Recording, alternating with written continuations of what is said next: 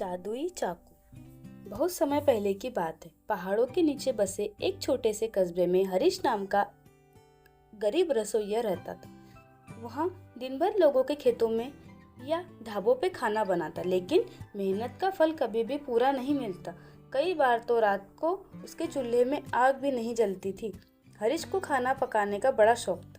उसका सपना था कि एक दिन उसका अपना छोटा सा होटल हो, जहाँ वह लोगों को स्वादिष्ट भोजन परोसे, लेकिन गरीबी के कारण वह यह सपना दूर की बात लगने लगी। एक दिन हरीश कबाड़ बाजार में बर्तन ढूंढ रहा था। वहाँ एक दुकानदार पुराने बर्तन और औजार बेच रहा था। हरीश की नज़र एक पुराने जंग लगे चाकू पर पड़ी।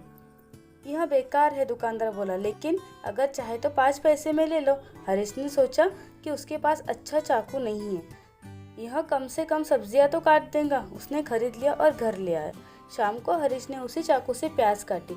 अचानक सब प्याज बराबर सुंदर टुकड़ों में कट गए। न आंसू आए न मेहनत लगी। उसने टमाटर काटा तो वह भी लाल और रसदार मीठा हो गया।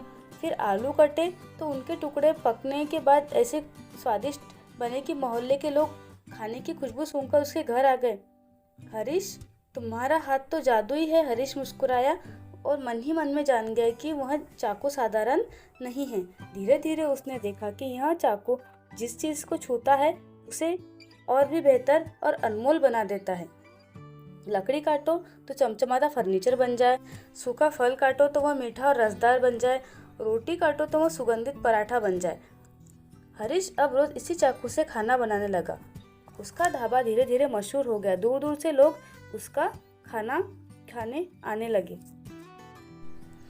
हरीश की बढ़ती शोहरत से पड़ोसी दुकानदार जलने लगे। एक दिन एक धनी व्यापारी उसके पास आया और बोला, यह चाकू मुझे बेच दो, मैं तुम्हें सोने के सिक्के दूंगा। हरीश ने साफ मना कर दिया, यह चाकू बेचने की चीज़ नहीं है, यह मेरे लिए ईश्वर का वरदान है।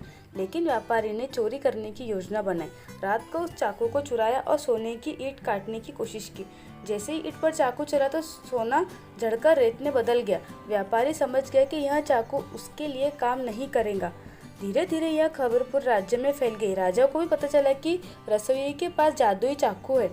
राजा ने सैनिक भेजे और हरीश को दरबार में बुलाया। राजा ने कहा, यह चाकू मुझे सौंप दो, इससे मैं अपने राज्य को समृद्ध कर दूंगा। हरीश ने विनम्रता से कहा, महाराज, यह चाकू केवल उनकी मदद करता है जिनका दिल साफ हो, यह लोभियों के लिए नहीं है।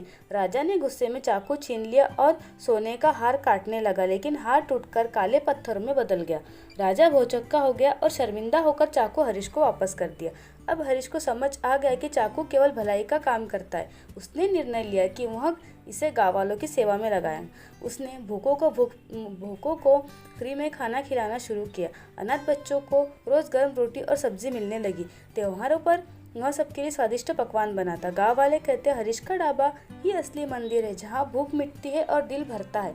जादुई चाकू ने हरीश को अमीर नहीं बनाया, बल्कि उससे सबका प्रिय बना दिया। लोगों ने जाना कि सच्चा जादू चीज़ों में नहीं, बल्कि अच्छे दिल और बांटने की भावना में होता है। कहानी पसंद आए तो चैनल सब्सक्राइब कीजिएगा।